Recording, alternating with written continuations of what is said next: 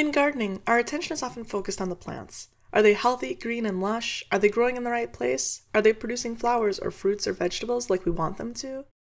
However, when it comes down to it, much of what a plant needs, and especially the things that are in our control as gardeners, depend on having healthy soils. This section will describe some of the different properties of soil that affect plant growth so you can start to understand your soils and improve them. Soil is a medium for plant growth, which means that as a gardener, you'll be spending a lot of time with the soil. Now, notice that I didn't say dirt. Soil is a living ecosystem that provides most of the resources you'll need to grow plants. Dirt, however, is soil that's out of place. Dirt is what you wash from your clothes or sweep off the floor or dig out from under your fingernails. So we'll talk about soil. Soils provide many important functions, including providing anchorage to hold plants in place, holding water, which also conveys nutrients and sugars to the plant, holding air, which allows roots to breathe, and buffering changes in the environment from things like salts, contaminants, and other changes.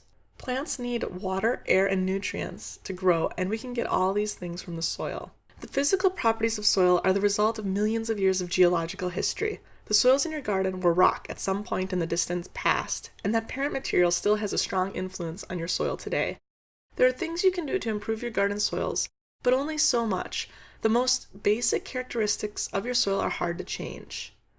Soil texture is related to the size of the soil particle. Sands are the largest particle. You can see a grain of sand and feel it between your fingers. Silt is a medium-sized particle, and clay particles are tiny. Clay particles are so small you can't feel any grains. Clays just feel smooth when you rub them between your fingers.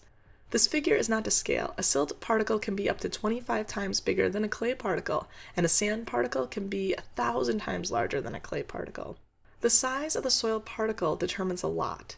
The mix of particle sizes present in your soils will determine how well your soil can drain excess water and how well it can hold on to nutrients. Soils are called loams if they have a mix of these three parts: sand, silt, and clay. And these soils can be some of the best for growing plants because they take advantage of the different characteristics of each particle size. Besides the soil particles, your soil will hopefully contain organic matter as well. Organic matter is decomposing material from plants and organisms, as well as some live microorganisms. Compost, when it's finished, is basically all organic matter. This type of organic matter that's entirely decomposed and has a nice crumbly texture to it is also called humus. Organic matter is extremely beneficial to soils. It helps improve soils in ways that are good for plant growth. Adding organic matter to your soil is pretty much always a good thing to do. Your soil will have a unique combination of sand, silt, clay, and organic matter that will influence many other soil properties. Structure refers to whether a soil clumps together. Ideally, soils are a little clumpy and crumbly. If you have a really sandy soil with no organic matter, the soil won't have any structure. Imagine picking up a handful of beach sand and letting the individual grains sift between your fingers. There's no structure. On the other end of the spectrum, a really clayey soil can be a lot like modeling clay or clay for pottery. Everything sticks together into one dense ball. That's not good for plant growth either. An ideal soil isn't just soil particles. It also contains organic matter, water, and air, all of which are necessary for plant growth. An ideal soil is going to have good structure so that it can contain the air and water needed for plant growth in the spaces or pores between the individual particles. Not only do very sandy soils have poor structure, but the large grains mean that there are big spaces between the individual particles. These pores contain a lot of air, and when it rains, the water drains away quickly. A loamy soil contains a mix of particle sizes, so that some water can drain, but some water will get stuck in the smaller pores and help keep the soil moist. In a soil that has a lot of clay, the pores between the particles are absolutely tiny. They're so tiny that it's hard for water to move in the soil. Plant roots also have trouble growing in clays because they are so dense. The texture of your soil and the amount of organic matter that's in it can affect the amount of nutrients that a soil will have.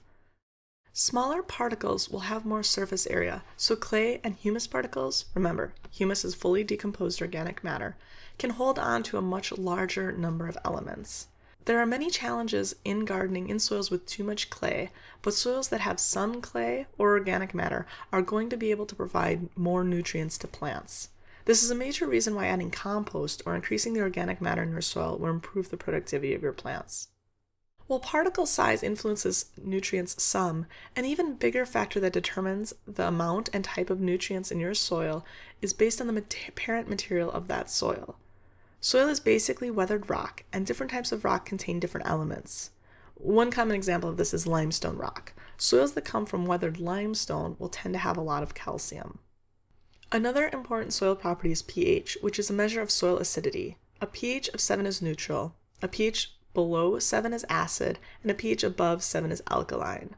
Soil pH is an important chemical property because it affects the availability of nutrients to plants and the activity of microorganisms in the soil.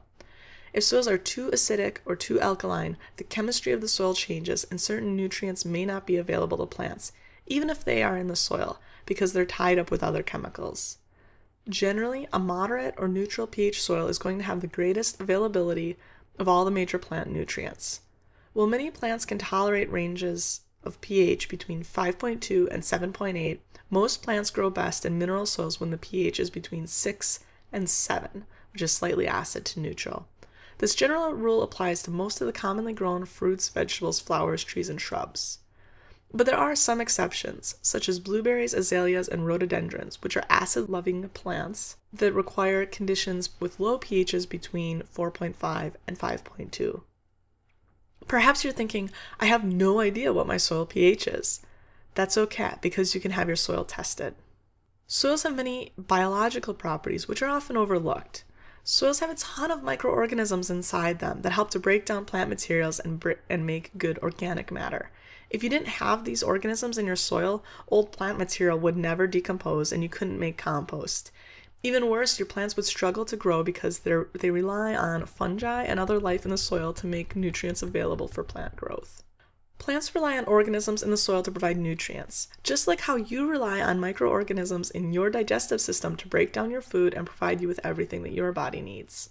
There's a wide variety of soil organisms in the soil, including bacteria, protozoa, fungi, mycorrhizae, invertebrates such as insects, snails, and earthworms, and vertebrates such as moles, toads, chipmunks, and other critters.